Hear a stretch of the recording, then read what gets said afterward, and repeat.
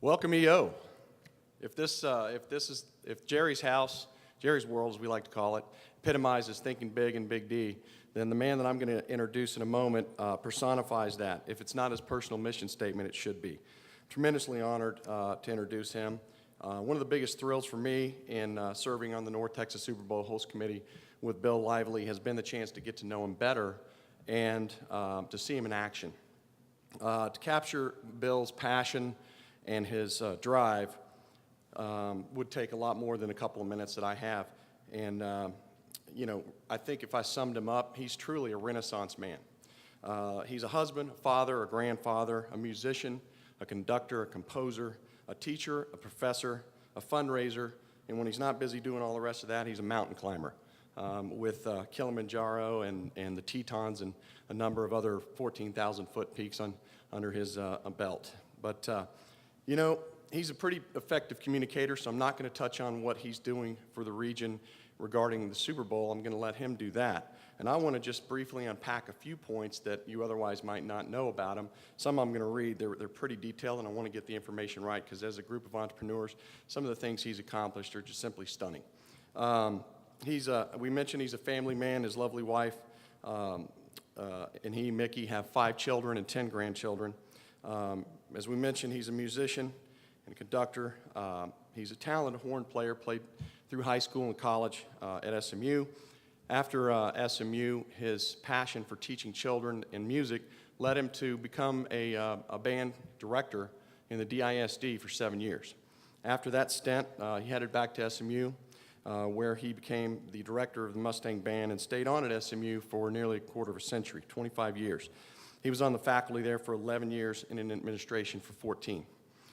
He was the director of bands for the Meadows School of Arts, the associate dean of Meadows School, and in '84 he became the vice president for development and alumni relations, public affairs. In '98, upon leaving SMU, under his tutelage, they had raised more than $280 million for that school and their building campaign. Concurrent, this is unbelievable to me, because where's the free time? But concurrent to that, he also served 23 years with the Dallas Cowboys.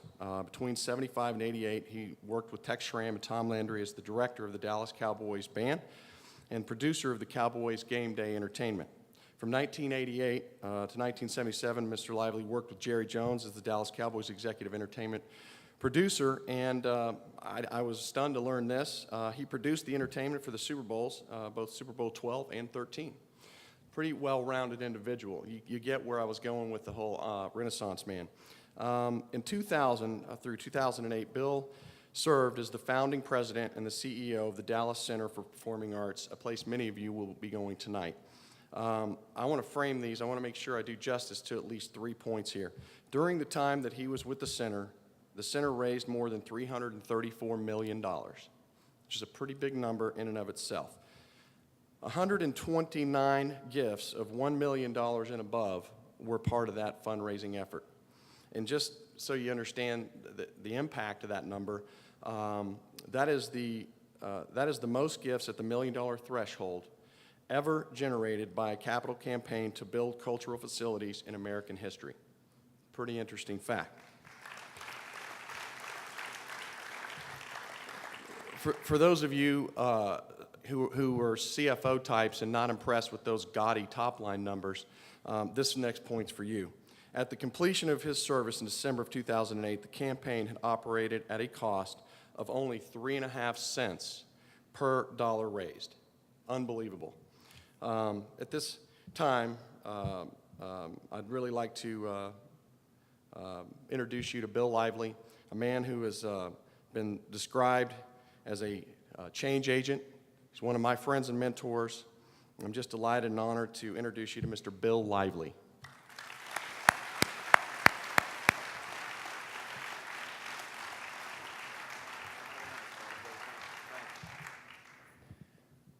Well, thank you, Bob. It's great to be here. It's great to be with young people that think big.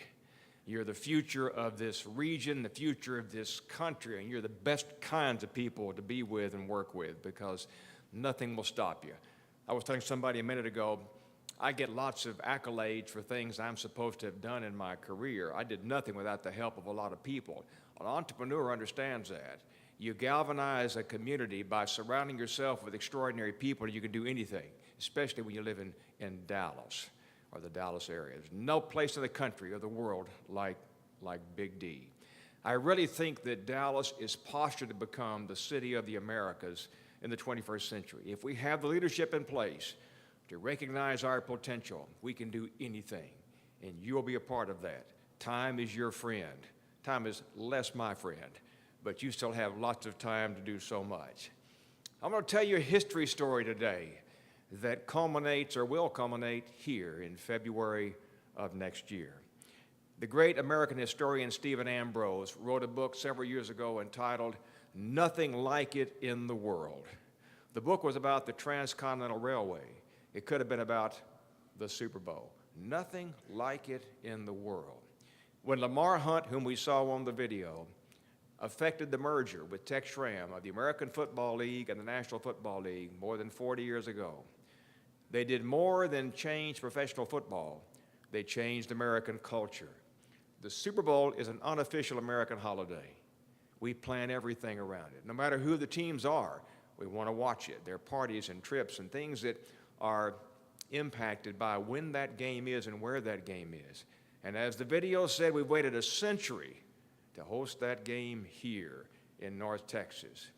Well, let me give you a little of a lesson of how host committees came to be and what they're for and what they're supposed to do.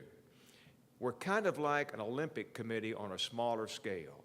50, 60 years ago, the Olympics were very different than they are today, the Summer Olympics in particular.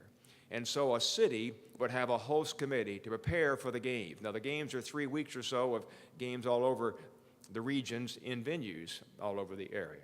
And so they had to plan for public safety and transportation and lots of volunteers. And they had to raise money and do the things that got those cities and those countries prepared to host the game.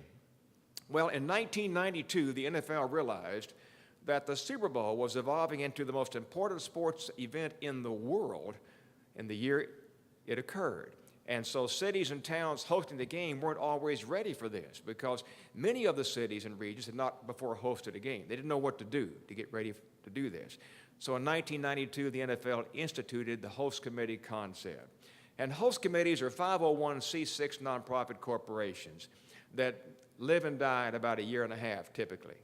And until now, every host committee has been comprised of about 22 to 23 business leaders from the primary city in the region about to host the game. Well, we thought about that. Roger Staubach and I did 2 years ago, and here is the context in which we embraced the task of hosting this game as entrepreneurs. I said, Roger, think about it. The name of the franchise for the last half century is the Dallas Cowboys. The stadium, however, is in Arlington, and the name of the host committee is North Texas. And that means we're comprised as a committee of people from Collin, Dallas, Denton, and Tarrant counties. Now, Roger, how often have Dallas and Fort Worth worked together? Not counting the airport. Probably not much. And the airport was a government-mandated initiative. So I said, Roger, the football game is an instrument. If we're entrepreneurial, if we understand the vision of this remarkable experience, the football game is the tool to galvanize a region to understand the power of regional collaboration. Now, I said that with a full awareness of the politics involved.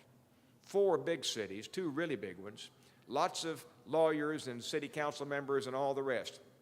But we said we can do this because we have the cathedral in Arlington, this place, built on the 50-yard line of I-30 between Fort Worth and Dallas. It's a place like no other stadium in the world, and it's going to be the home to the biggest event in the world in 2011. So we embraced our task of forming a host committee unlike any ever created since the concept was introduced in 1992. Whereas all other host committees have had about 22 or so members, we have 275. And they are from all over the place. They're from Fort Worth and Dallas and Irving and Arlington and Grand Prairie and all over the place. And they range in professions, the members do, from the chancellor of TCU to the conductor of the Dallas Symphony Orchestra. We have former football players. We have scholars. We have CEOs of corporations. We have civic leaders. We have people that care about this region and people that care about their cities and care about Cowboys and don't. We have all kinds of people, women and men, all ethnicities. We have a microcosm of the chemistry of this region planning this football game. Now, what are we supposed to do? Well, when you submit a bid to the NFL to host the Super Bowl, the bid is your contract with the league. The bid includes all the covenants, all the commitments, all the obligations to which you did commit to bring the game to your region. That means an aviation plan. We have 15 airports in this region, public and private. It means a public safety plan. We have police departments, fire and safety and rescue agencies and organizations. We'll have Homeland Security, the FBI, that interface with us later on. A plan to accommodate all of that. It means transportation. We have these big cities, hotels, conventions and centers and other venues that will attract lots and lots of people. You have to have a transportation plan to get the people from point A to point B to point C, airports to hotels to the stadium to other places. It means you're going to have to recruit about 10,000 volunteers, have them vetted with the FBI for security purposes, have them trained and managed, have them prepared and help them be successful. It means you've got to raise millions of dollars to do all of that. And there are more things that it means you have to do. But all of that is to prepare the region to maximize the impact of the biggest event in the world next year. So we embraced our task by appointing a small staff. The staff for the Performing Arts Center that I appointed in 2000 started off with, I was the president and CEO of me. I was the only person on that staff. That's all we needed. Why? We had great volunteers. I had a core of volunteers that were extraordinary. One little sidebar. You're going to see this center tonight. Let me tell you a bit about that before we go back to football. In 2000, when I was asked to mount the campaign to help build that Performing Arts Center, here's what we had in front of us. We had no 501c3 organized, no board of directors, no architects, no images, no plan, and no money. We had 3 people in Dallas, 2 women and a man, who understood or thought we could do that. They were entrepreneurial. They believed we could do anything in Dallas. They just thought we could. And I thought just like they did. So we appointed a board of 27 volunteers. And it was they and I that worked together for the first 4 years. I had a secretary. That was helpful. And then I began to add people as we got deeper into the campaign. And those good people, those volunteers who were indeed entrepreneurial, grasped the spirit of a Lincoln Center equivalent in downtown Dallas that they could help build through their dedication and their time and their resources. And they did, in fact, build the greatest performing arts center in the world right in the heart of downtown Dallas. They did it because they cared about the future of the city and its cultural landscape, the future of all of our citizens, and they gave up their time and their money to make that happen. A tremendous exercise in entrepreneurism. Well, we approached, back to football, we approached the Super Bowl with that same spirit. Let's get as many qualified people, meaning people that care about this football game as more than a football game, to make this experience in North Texas truly extraordinary. So we've averaged just under 200 people on the committee at committee meetings. We had our last meeting in here this past Monday. Roger Staubach is the chair of the host committee and its board of directors. Troy Aikman is the vice chair. That means Troy is the chair in waiting. He's the next one. We bid for the next Super Bowl, probably the 50th one in 2016. Troy will be the chair of that host committee. Troy's watching Roger right now. One sidebar again, I'm often asked what it's like to work with Roger Staubach. And the answer is, it's everything you'd hoped it would be. He is the real deal. Roger is also entrepreneurial. He was successful in football and in business and in his family and his community. He's a tremendous person, a man of the utmost of integrity, and so is Troy Aikman.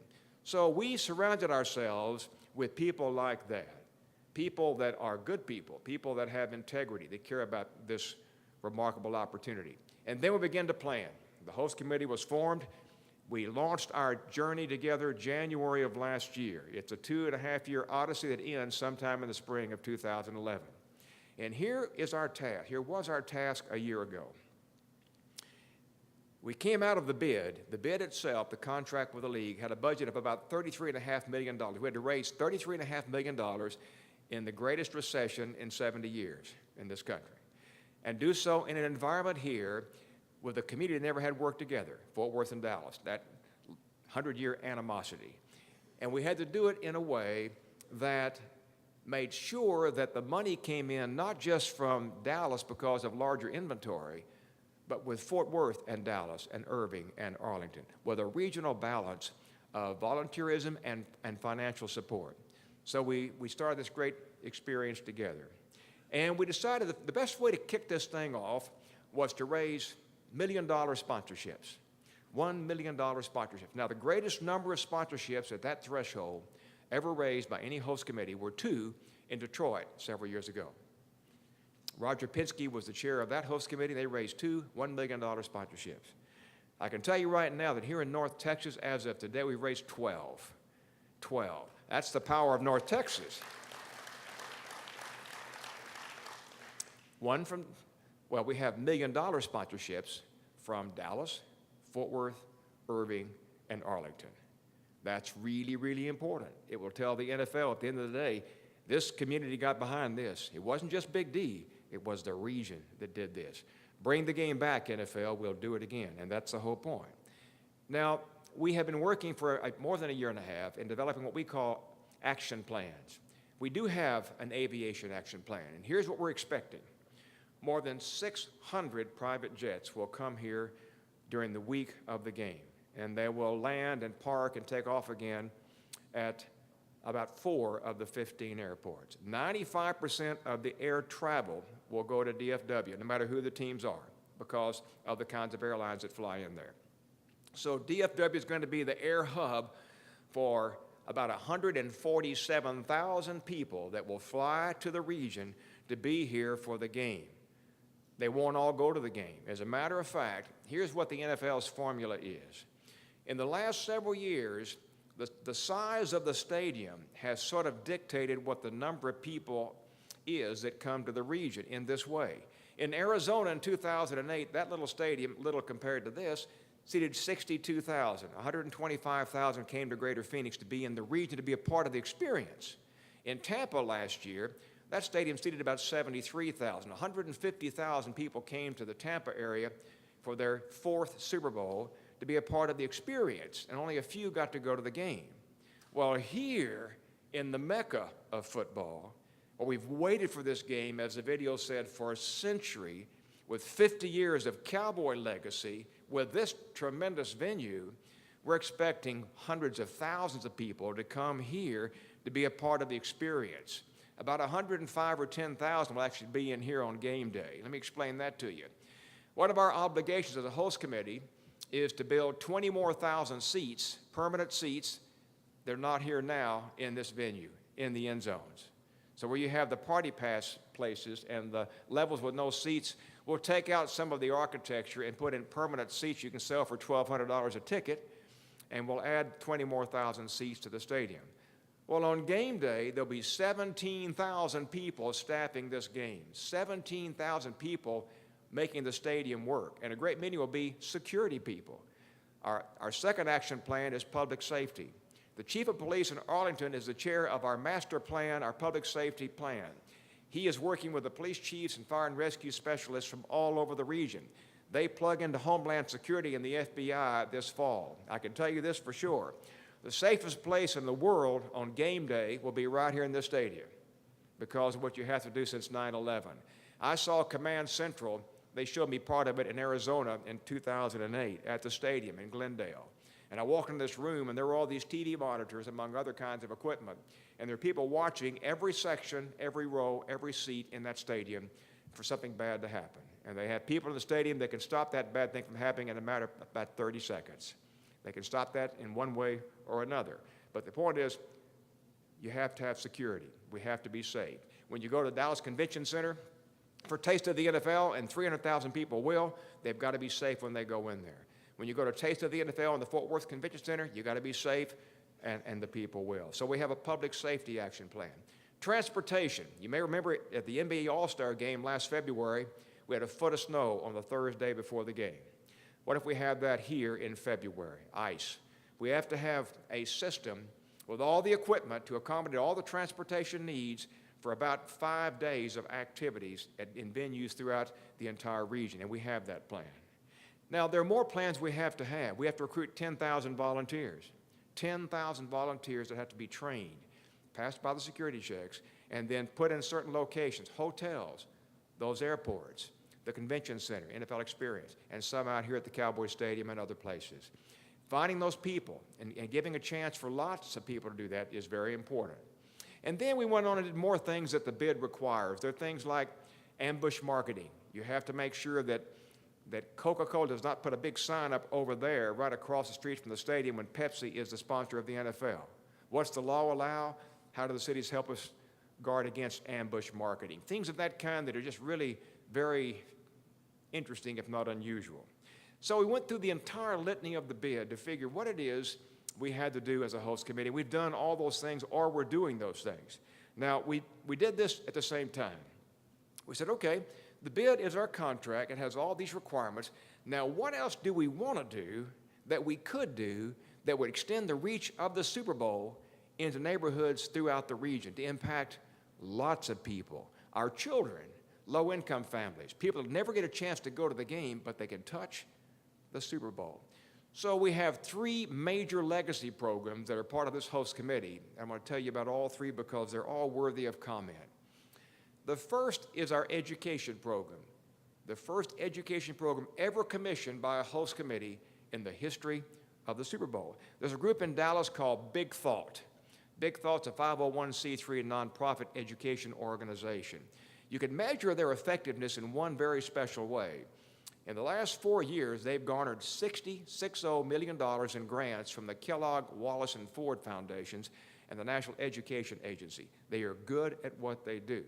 So we commissioned Big Thought to design the largest service learning program focused on elementary school children in our nation's history. It's called Service Learning Adventures in North Texas, or the acronym is SLANT 45.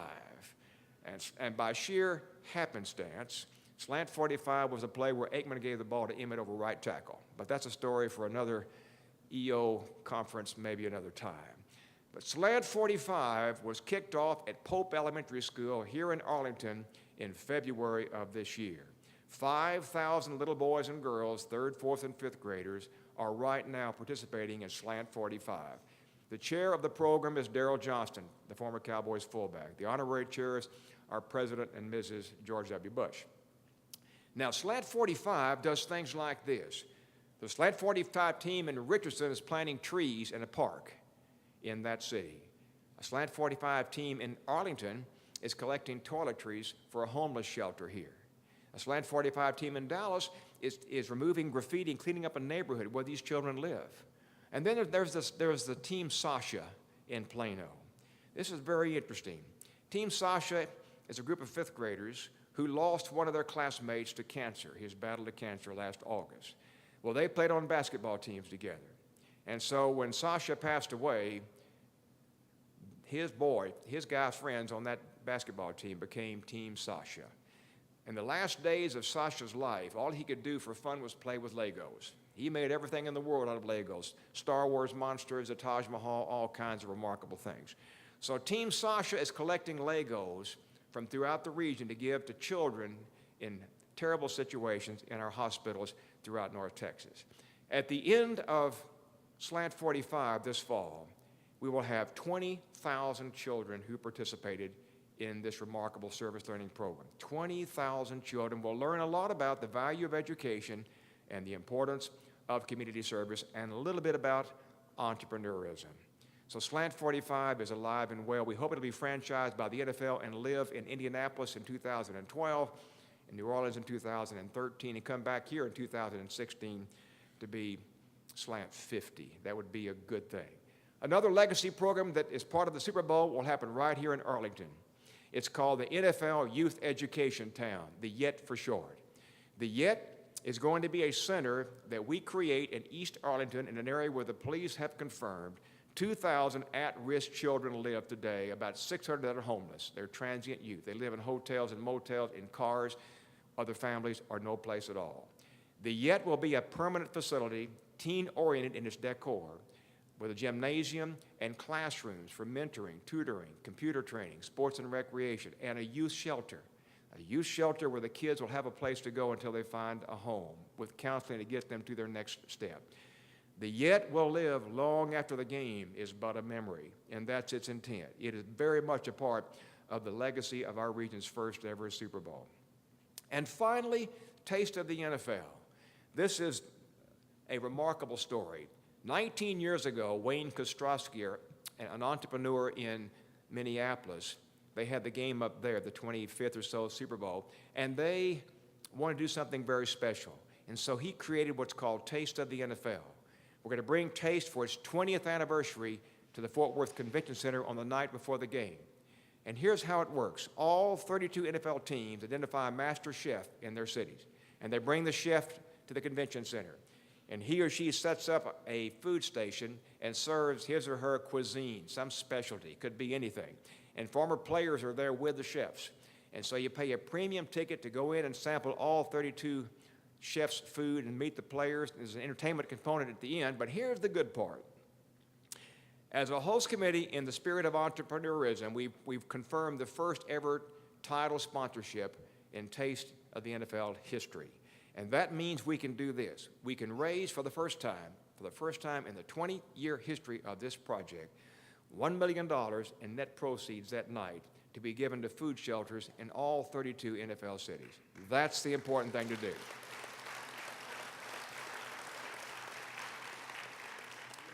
Well, the point again here on the legacy programs is this.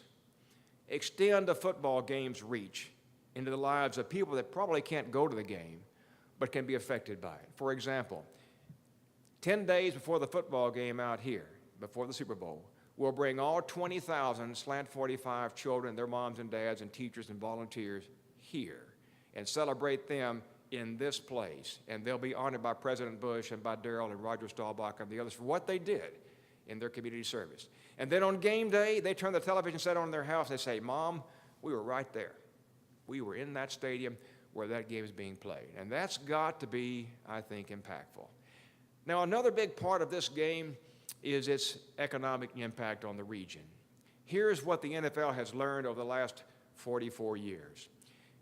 60+% of the people that come here for the game, especially in the stadium itself, are decision makers. They're corporate leaders. They're CEOs of great companies. And the price of the tickets means they're great companies. You don't get in inexpensively, unfortunately. It's a high dollar event. Well, they will stay, these executives, in this region an average of 4.5 days. And they will rent our cars and stay at our hotels and see our museums and concert halls and see our culture here, and they will shop in our stores. And we believe the economic impact will be in the hundreds of millions of dollars. There's no way to fairly measure that. The state of Texas has a formula we had to conform to for legal purposes, and we did so. And it looks to us like the economic impact will exceed $600 million. Just in the defined period of time we'll have our guests with us, all because this game came to North Texas. The challenges in doing this have been interesting. We have an emerging business program that was designed to introduce ways that women and minority-owned companies could become qualified to compete for contracts to provide Super Bowl products and services. We have the biggest program in the history of the Super Bowl, as you would expect in Texas. 3,000 registered minority and women-owned companies are now registered to qualify to compete for contracts. That's about double the largest number of registered companies of that kind in the history of the Super Bowl. So everything we're doing is in the spirit of what the bid requires, our Texas entrepreneurism. We didn't approach the game the way we might. I got called about 3 weeks ago from my counterpart at the New Jersey, New York Host Committee. They are bidding here in North Texas on May the 25th to host the Super Bowl after Indianapolis and New Orleans. It would be the 48th Super Bowl. Now, they've got a new $1.5 billion stadium in New Jersey in which the Giants and the Jets play. The difference in that stadium and this one, there are lots of differences, but the biggest difference is it has no roof. Now, think about that part of the country in February. But you got 75 years of NFL experience with the owners of the Giants. You got 2 NFL teams there. You're in the New York area. I'd be shocked if they don't get this game. Their competitors are Tampa and South Florida. The 11th time in South Florida, the 5th time in Tampa, the first time at a brand new Big N5 stadium in New York. They'll get the game. The league has relaxed the weather requirement. It may be horrendous weather conditions, but I bet they get it. But the president of the host committee up there called me, and she said this. She said, "What is your budget down there?" And I said, "It's big. It's real big. It's now $40 million to do this down here." I said, "What is yours?" She said, $50 million. Didn't sound good to me. She said, "How are you funding all that?" I said, "In 2 remarkable ways. Corporate sponsorships and funding from a statute in place in our capital that provides seed funding to cities hosting games like this from the anticipated incremental tax revenue." I said, "How are you funding yours?" And she said, "We don't know yet," which is not a good answer. My point in telling you that story is this. About 11 years ago, our legislation in Austin created a statute in place that provides cities and towns with grants from the anticipated incremental tax revenue to help plan events like the Super Bowl. So we have qualified for those grants, we and the cities of Dallas, Fort Worth, Irving, and Arlington. And that's really significant because in combination, we can do all the things to prepare the region, transportation, public safety, aviation, all those things, and accommodate our education program and all of that to make this game what it might be. Now, at the end of the day, what can we expect in the week of the Super Bowl itself? Well, we can expect this. There'll be literally 1,000 events somewhere in North Texas. Sanctioned events by the NFL, sponsor events that are NFL sponsors, host committee events, and even more sponsored by nobody, sanctioned by the NFL. Everything from the ESPN parties to the Playboy parties, everything in between. There'll be enormous activity. There'll be lots of traffic. You may have tried to go to the Galleria or North Park Center on the Saturday before the NBA All-Star game. If you did, it was not the best part of your life, probably. They had 115,000 people at North Park Center on that Saturday at one time, and they had to stop circulation into the Galleria because they'd backed up LBJ and all the arteries for about 7 miles. We'll have that in spades for the Super Bowl. The NBA All-Star game was a great experience. It was an exhibition game. This is a championship game. This is the event the entire world will watch. We've aspired to have this game for a long time. So there'll be enormous amounts of people here. They'll all have the same rent cars with the same navigation systems, all taken to the same place the same way. That'll be fun to watch how that works. But we're figuring that out. We'll have tremendous interest on the networks. Fox will carry the game. Troy Aikman and Joe Buck will broadcast Super Bowl 45. But we'll have all the networks covering this, ABC, CBS, and NBC and the others, because it's that important. And it will kick off the weekend of September the 11th and 12th with the beginning of the 2010 NFL season. Now, one more thing we did here that's important to tell you about, then I'll stop and take your questions. We said, okay, every other host committee has partnered with its city or region to plan 1 week of events in advance of the game. And that week of events has attracted about double the stadium seating capacity of visitors to the region just to enjoy the experience. Well, we kicked off a year build-up to Super Bowl 45 on March the 6th in the first of 3 concerts in a concert series planned and produced by the host committee. That concert was in the Bass Performance Hall in downtown Fort Worth. The artist was Faith Hill. It was a country concert and a really good one. The MCs were Troy Aikman and Joe Buck. We had a lot of fun with them tying the game and the stadium to the region. The second concert in the concert series is in downtown Dallas, where you're going to be tonight, in the Winsper Opera House of the AT&T Performing Arts Center. And that's a week from tonight, and that artist is Sting. So we have a very, very different kind of an entertainer. We have Troy and Roger and lots of cowboys as the MCs for this one, fun videos to make this a Super Bowl experience. And the last concert, though, the grand finale event, will be here in Cowboy Stadium on Friday night, September the 10th, the Friday night before the opening of the NFL's 2010 season. The Cowboys play the Redskins in Washington 2 days later on Sunday. And in here, we're going to have an event for about 40,000 people. I can't tell you the artist by contract agreement for about another 3 weeks, but it's huge. It will be an event in here like nothing has ever happened in the history of this region. Why? Because we can.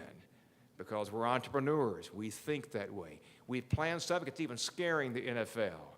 NFL has their kickoff concert in New Orleans, the home of the most recent champions, on Thursday night. And that'll be a big deal with lots of artists and on television, and that'll be fun.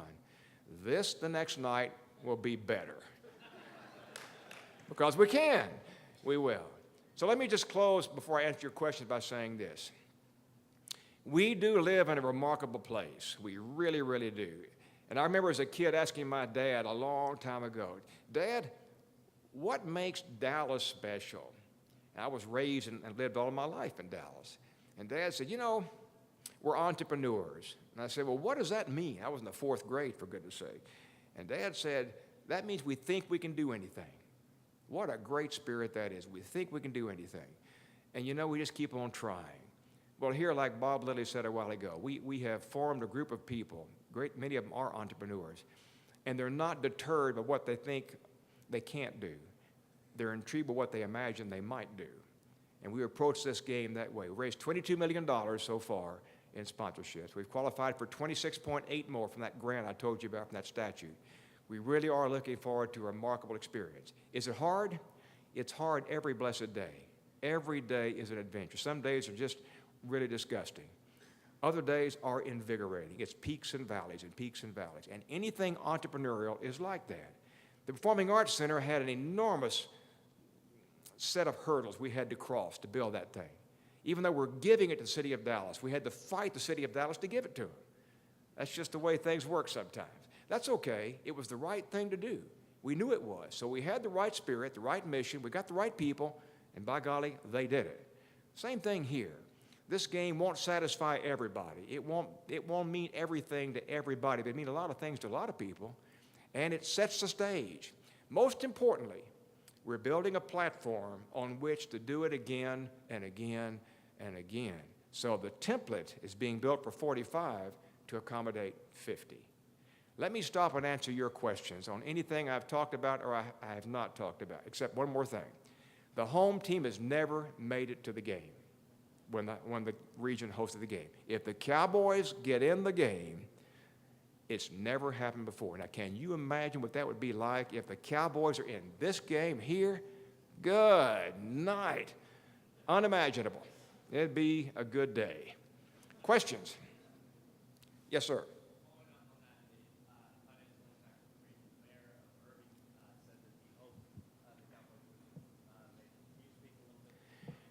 Yes, the question was, the mayor of Irving, Mayor Gears, said several months ago that he thought it might be better for the economic impact of the game if the Cowboys were not in the game. I think the mayor was wrong in that. The Cowboys are not a local franchise. They are, for all intents and purposes, what Tex Schramm made them, America's team. How do you measure that? TV ratings. Any network, any team they're playing, anytime, look at the ratings. NFL merchandise, NFL properties.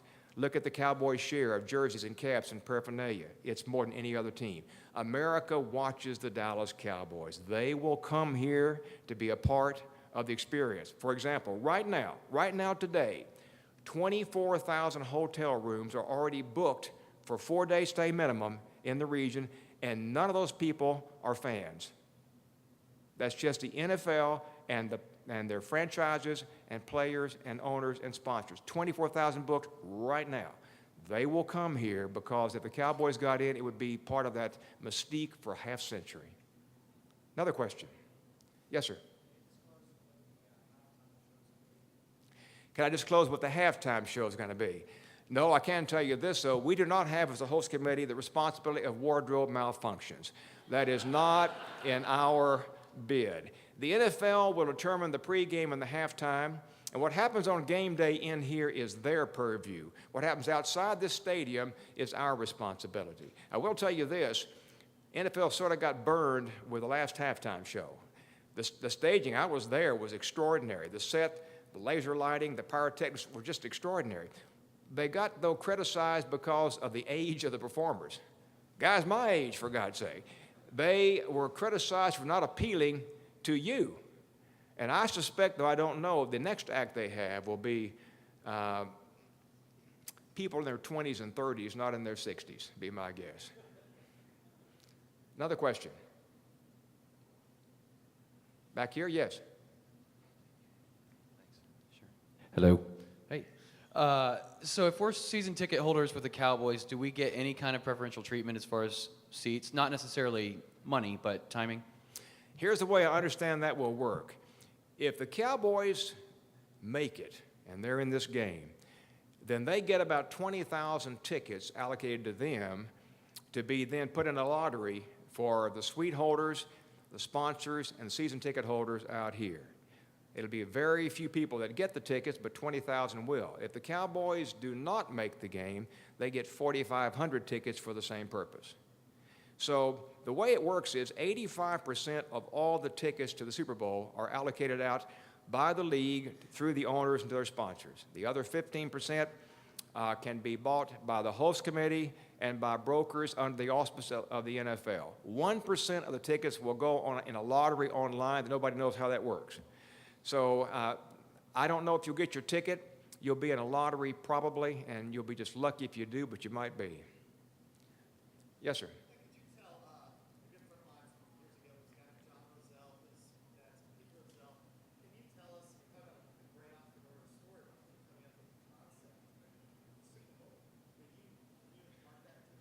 The question was about the creative people in the NFL, Commissioner Pete Rozelle, Lamar Hunt, and others, who had the idea of the Super Bowl. As a matter of fact, Lamar Hunt here in Dallas coined the words Super Bowl. It was his daughter who called the game that, and Lamar thought that was a good name, and by golly, that's what it's called today. We can look back and say this, though. The NFL has been incredibly creative in understanding marketing, in making the game more than a game. I had the commissioner out here several months ago, and we were standing over here at one of the ends. I said, Commissioner, look down here. Just look at the green. Look at the grass. It's 100 yards.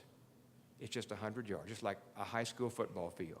It's got numbers and lines and hash marks and goalposts, just like a high school field. And that's the only thing that's alike. Everything else about this game in the NFL is different, because then it becomes entertainment. It becomes an experience.